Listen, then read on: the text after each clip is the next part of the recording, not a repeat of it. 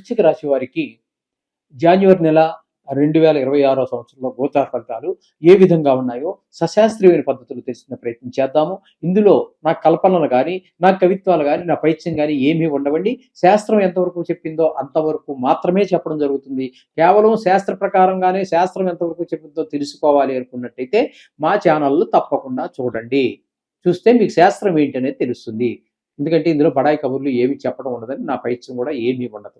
అందుచేత ఓకే. ఇకపోతే ఈ వృశ్చిక రాశి వారికి ద్వితీయ స్థానంలో శుక్రుడు, రవి, కుజ, బుధ 4 గ్రహాల సంచారం జరుగుతోందండి. ఇవి పాక్షికంగా మాత్రమే జరుగుతున్నాయి. తదుపరి ఈ 4 గ్రహాలు కూడా సంక్రమణం చెంది తృతీయ స్థానంలో కూడా ప్రవేశిస్తూ ఉన్నాయి. ఈ 4 గ్రహాలే అక్కడికి వెళ్తూ ఉన్నాయి. ఎన్నేసి రోజులు అనేది ఇప్పుడు తెలుసుకుందాం. అక్కడ ఏ గ్రహం ఎన్ని రోజులు ఉంటుంది, ఇక్కడ ఏ ఫలితం ఇవ్వబోతోంది, ద్వితీయ స్థానంలో, తృతీయ స్థానంలో ఏ ఫలితం ఇవ్వబోతుంది, అది కూడా మనం పరిపూర్ణంగా తెలుసుకుందాం. మొదటగా శుక్రగ్రహం యొక్క సంచారం తీసుకున్నట్టయితే ద్వితీయ స్థానంలో 12వ తారీఖు వరకు ఉండి అక్కడి నుంచి సంక్రమణం చెంది తృతీయ స్థానమైనటువంటి మకరంలో ప్రవేశిస్తూ ఉన్నారు. ఇక్కడ ద్వితీయ స్థానంలో ఉండగా చాలా చక్కటి ఫలితాలన్నీ కూడా ఆయన మనకు ప్రసాదిస్తూ ఉన్నారు. వృశ్చిక రాశి వారికి ఏ విధమైన ఫలితాలు అన్నట్టయితే ధనానికి లోటు రాదు, మాట తీరు బాగుంటుంది, కుటుంబంలో అంతా కూడా ఆహ్లాదకరమైన పరిస్థితి ఉంటుంది. ఎవరికైనా నేత్ర సంబంధమైన వ్యాధులు ఉన్నట్టయితే అవి తగ్గిపోయేటటువంటి పరిస్థితి కూడా మనకు స్పష్టంగా గోచరిస్తూ ఉన్నది. ఇక అంటే అక్కడి నుంచి తృతీయ స్థానంలో ప్రవేశిస్తూ ఉన్నారు. తృతీయ స్థానంలో కూడా అందరి యొక్క సహాయ సహకారాలు కూడా అంటే 13వ తారీఖు నుంచి నెలాఖరు వరకు అందరి యొక్క సహాయ సహకారాలు అంటే చుట్టుపక్కల వారు కావచ్చు, వ్యాపార స్థలాల్లో కావచ్చు, మీరు ఎక్కడెక్కడ సంచరిస్తూ ఉంటారో వ్యాపారీత్యా కావచ్చు, మామూలుగా కావచ్చు, ఎక్కడైనా సరే మీరు సంచరించేటటువంటి అన్ని ప్రదేశాల్లో మీకు అందరూ కూడా సహకరిస్తారు. కొన్ని సందర్భాల్లో మనకు ముక్కు మొహం తెలియనటువంటి వారు కూడా సహకరించేటటువంటి పరిస్థితి ఉంటుంది. ఈ విధంగా శుక్రుడు నెల రోజులు పూర్తి ఫలితాన్ని ఇస్తూ ఉన్నారు. ఇక రవి భగవానుడి యొక్క సంచారం చూసుకున్నట్టయితే 14వ తారీఖు వరకు ద్వితీయ స్థానంలో సంచారం చేస్తున్నారు. తదుపరి రవి సంక్రమణం చేసి మకర సంక్రమణం అంటారు దాన్ని, మకరంలో ప్రవేశిస్తున్నారు. అక్కడ 15వ తారీఖు నుంచి నెలాఖరు వరకు అక్కడ సంచరిస్తూ ఉన్నారు. ఇక ద్వితీయ స్థానంలో ఉన్నప్పుడు ధనానికి వాటికి ఇబ్బంది పెట్టినప్పటికీ తృతీయ స్థానంలోకి వెళ్ళిన తర్వాత 15వ తారీఖు నుంచి నెలాఖరు వరకు కూడా అందరి యొక్క సహాయ సహకారాలు అందిస్తూ ఉంటారు. ఈ 3వ స్థానాన్ని సహాయము, సాహసము ఇత్యాది వాటికి మనం చెప్పుకుంటూ ఉంటాం. కాబట్టి అందరు సహాయ సహకారాలు అందిస్తూ ఉంటారు. మీరు ఏదైనా పెట్టుబడి పెట్టాలన్నా ధైర్యంగా, సాహసంగా మీరు మంచి పెట్టుబడి పెట్టడానికి కూడా అవకాశం ఉంటుంది. అట్లాగే కుజుని యొక్క సంచారం ద్వితీయ స్థానంలో సంచారం యోగించదు. ఇది కూడా ధనానికి కొంచెం ఇబ్బంది పెట్టేటటువంటి మొదటి 15 రోజులు. తదుపరి తృతీయంలో ప్రవేశించిన తర్వాత 16వ తారీఖు నుంచి నెలాఖరు వరకు కూడా తృతీయంలో ఆయన కూడా సహాయ సహకారాలు, సాహసం, సేవకులు కూడా అందరూ మీ మాట వినటము, మీ మాటను మన్నించటము, గౌరవించటము ఇత్యాదివన్నీ కూడా జరుగుతూ ఉంటాయి. కుజుడి వల్ల కూడా 3వ స్థానంలో మకరంలో ప్రవేశించిన 16 రోజులు. ఇకపోతే బుధుని యొక్క సంచారం ద్వితీయ స్థానంలో 17 రోజులు సంచారం చేస్తూ ఉన్నారు. ఇక్కడ ఈ పై 2 గ్రహాలు మనకి మాటకి, డబ్బుకి ఇబ్బంది పెడుతూ కుటుంబంలో పరిస్థితి ఆహ్లాదంగా లేని పరిస్థితి ఉన్నట్టయితే ఇక్కడ ఈ బుధుడు వాటిని సరిచేసేటటువంటి ప్రయత్నం చేస్తున్నాడు. ఈయన చక్కగా ధనం వచ్చేటువంటి విధానాన్ని ఏం చేస్తున్నాడు, మాట బాగుంటుంది, కంటికి సంబంధమైన వ్యాధులు కలిగినటువంటి వారికి చాలా అనుకూలంగా మందులు పనిచేసి కన్ను సక్రమైన మార్గంలో దారిలో పడేటట్టుగా ఉంటుంది. ఈ విధమైన పరిస్థితులన్నీ కూడా బుధుడు ఇస్తున్నాడు. తదుపరి ఈయన కూడా సంక్రమణం చెంది తృతీయ స్థానమైనటువంటి మకరంలో ప్రవేశిస్తున్నారు. అక్కడ మాత్రం ఈయన ఎవరి యొక్క సహాయ సహకారాలు మనకి అందకుండా ఎవరి ప్రయత్నం ఒకే రాశిలో ఉన్న 4 గ్రహాలు ఒకే పని చెయ్యాలని లేదు. ఒక కుటుంబంలో ఉన్న సభ్యులందరూ ఒకే పని చేయరు కదండి. తల్లిగారు ఆవిడ పని ఆవిడ చేసి వండి పెడతారు, నాన్నగారు డబ్బులు సంపాదిస్తారు, అన్నయ్య చదువుకుంటాడు, చెల్లి చదువుకుంటోంది.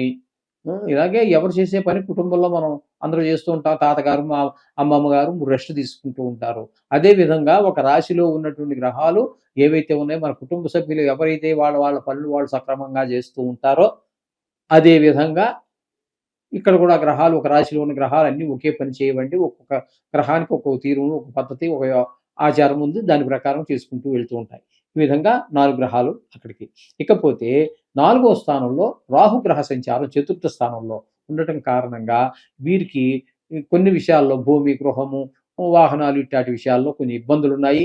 ఇది రియల్ ఎస్టేట్ వ్యాపారం చేసేవారికి, వాహనాలు అమ్మేవారు కార్లు కావచ్చు, బైకులు కావచ్చు, షోరూమ్‌లో ఉన్నటువంటి వారికి, అలాగే పాత బైకులు కొని బాగు చేసుకొని అమ్ముకునేటటువంటి వారికి అనుకూలమైనటువంటి పరిస్థితి లేదు. రాహు చతుర్థంలో ఉన్న కారణంగా. పంచమంలో శని గ్రహ సంచారం జరుగుతోంది. తద్వారా పిల్లలకి ఆరోగ్య విషయంలో గానీ, లేదా చదువు విషయంలో గానీ వెనకబడుతూ ఉంటారు. ఆటల ద్వారా కొన్ని గాయాలు తగిలించుకుంటారు. పక్కవారితో గొడవల ద్వారా కొంచెం వాళ్ళ తల్లిదండ్రులొచ్చి మీ అబ్బాయి ఇలా చేశాడని కంప్లెయింట్ చేసేటటువంటి వ్యవహారం ఉంటుంది.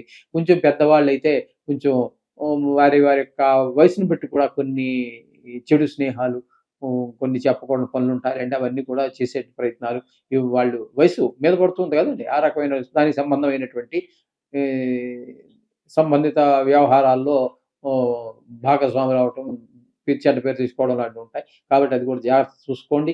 ఇకపోతే గురువు యొక్క సంచారం తీసుకున్నట్టయితే అష్టమ స్థానంలో నెల పూర్తిగా ఉన్నారు. అష్టమ స్థానంలో గురు సంచారం వల్ల అయిన వాళ్ళకి ఏదో ప్రాణం మీదకొచ్చిందనో, ప్రాణం పోయే పరిస్థితిలో ఉన్నారనేటువంటి దుర్వార్తలు వినటము, అలాగే అందరితోటి కలహాలు రావటము, ధన నష్టం జరగటము, ఆరోగ్యం బాలేదన్నారనుకోండి ఎవరికో, మరి ఏమవుతుంది? ధనం హాస్పిటల్‌కి తీసుకెళ్ళాలి. హాస్పిటల్‌కి తీసుకెళ్తే ఎలా ఉంటుందో మీకు తెలిసిన వ్యవహారమే. ఆ విధంగా ధన నష్టం జరిగేటట్టు ఉంటుంది. పరాభవాలు జరిగేటటువంటి ఉంటాయి. ఈ విధంగా అష్టమ స్థానంలో గురు సంచారం వల్ల ఆ విధమైనటువంటి ఫలితాలు ఏర్పడుతూ ఉన్నాయి. ఇక దశమ స్థానం దగ్గరికొచ్చినట్టయితే కేతు గ్రహ సంచారం జరుగుతోంది. కేతు గ్రహ సంచారం మనకి దశమ స్థానంలో ఉండటం ద్వారా వృత్తిపరమైన, ఉద్యోగపరమైన, వ్యాపారపరమైన ఎవరు ఏ పని చేస్తే ఆ పనిలో వారికి కొన్ని ఆటంకాలను కేతు భగవానుడు కల్పిస్తూ ఉన్నాడు. ఇంకా రాహు ఉంటే అప్పుడప్పుడు సడెన్‌గా హైక్ చేసి వదులుతూ ఉంటాడు. ఈ కేతువు దశమ స్థానంలో ఉన్నప్పుడు ఏమాత్రం మిమ్మల్ని పైకి తీసుకెళ్ళటం అటువంటివి కూడా ఏమీ చేయడండి ఈయన. పూర్తిగా అణగదొక్కే ప్రయత్నమే చేస్తాడు. ఈ విధంగా కేతువు కూడా ప్రతికూలమైనటువంటి ఫలితాలే ఇస్తుంది. మొత్తంగా మనం చెప్పుకోవాలి అన్నట్టయితే ఇక్కడ వృశ్చిక రాశి వారికి శుక్రుడు ఒక్కడు పూర్తి శుభుడు. అలాగే ఇక చెప్పాలి అన్నట్టయితే చెప్పుకోవడానికి పూర్తిగా చెప్పేది శుక్రుడు ఒకడండి. రవి గారు ఒక 17 రోజుల పాటు, అలాగే కుజుడు ఒక 16 రోజుల పాటు, బుధుడు ఒక 17 రోజుల పాటు పాక్షికంగా 3 గ్రహాలు పాక్షికంగాను, ఒకే ఒక్క గ్రహము పూర్తిగా అనుకూలమైనటువంటి పరిస్థితి అది శుక్ర భగవానుడు ఒక్కడే ఇస్తున్నారు. కాబట్టి అయినా మీరు కంగారు ఏం పడక్కర్లేదండి. ఇది గోచారం. ఇది పూర్తిగా మీకు సంబంధించింది కాదు. సుమారుగా 70 కోట్ల మందికి ప్రపంచవ్యాప్తంగా సంబంధించి ఉంటుంది కాబట్టి మీరు కంగారు పడక్కర్లేదు. మీ వ్యక్తిగత జాతకం గనక బాగున్నట్టయితే దీని ప్రభావం మరింత తగ్గుతూ ఉంటుంది. కాబట్టి ఏదేమైనప్పటికీ ఈ దుష్ప్రభావాల నుంచి కూడా మనం బయటపడాలి అనుకుంటే ఖచ్చితంగా మీరు రోజు నవగ్రహ మంత్రాలు చదువుకుంటున్నారు కదండి. దాంతో పాటుగా ఒక కేజీంపావో ఇవి తీసుకోండి. నవగ్రహాలు నవధాన్యాలను అమ్ముతారు అన్ని కలిపి. ఈ 9 గ్రహాలకు సంబంధించినటువంటి ధాన్యాలు కలిపి అమ్ముతారు. అది ఒక కేజీన్నర తీసి పెట్టుకోండి. ఒక ఈ నెల రోజులు వీలైతే నెల రోజులు మీకు దొరికిన టైంలో పొద్దుటే ఆఫీస్కి వెళ్ళిపోవాలి తెల్లవారుజామునే అప్పుడు కుదరదు. సాయంత్రం వచ్చి చేసుకోండి.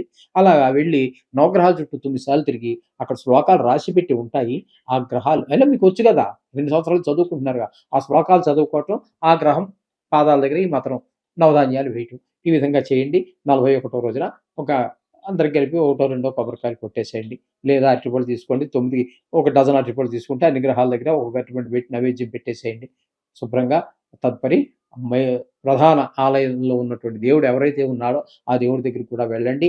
అక్కడికి ఎక్కడ ఏ గుడి కాంపౌండ్‌లోకి వెళ్ళినా అన్ని గుడుల్లోనూ ఒక్కొక్క గుడిలో ఒక్కొక్క దేవుడు ఉంటాడు కదా! అన్ని దేవుళ్ళకి నమస్కారం మనస్ఫూర్తిగా చేసుకొని రండి. ఏదో కొంతమంది దగ్గరికి వెళ్లి దర్శనం చేసేసుకొని గబగబా మళ్ళీ కొంతమందిని దర్శించుకోకుండా మాత్రం అటువంటి పొరపాటు వీలున్నంత వరకు చేయకండి. వీలుండండి అది చేయకండి అసలు. మీరు అందరి యొక్క దర్శనం చేసుకోండి. 2 నిమిషాలు, 5 నిమిషాలు, 10 నిమిషాలు అంతకంటే మించిపోయేది ఏముంది అందులో. 24 గంటల్లో ఒక 10 నిమిషాలు దానికోసం ఖర్చు పెట్టండి. భగవంతుడి కోసం మనకి జన్మనిచ్చి, జీవితాన్నిచ్చి, భార్యనిచ్చి, పిల్లల్నిచ్చి, ప్రతి నిమిషం మనల్ని కాపాడుతున్నటువంటి ఆ భగవంతుడికి మనం సదా కృతజ్ఞులమై ఉండాలి. కాబట్టి మీరు ఒక 5 నిమిషాలు ఖర్చు పెట్టి రోజు చేయండి. ఈ నెల రోజులు ఎక్కువ గ్రహాలు బాగలేకపోతే మాత్రం ఇలా కేజీంపావు నవధాన్యాలు తీసుకొని ప్రార్థించండి. అన్ని శుభాలు జరుగుతాయి. ఏమి కంగారు పడాల్సింది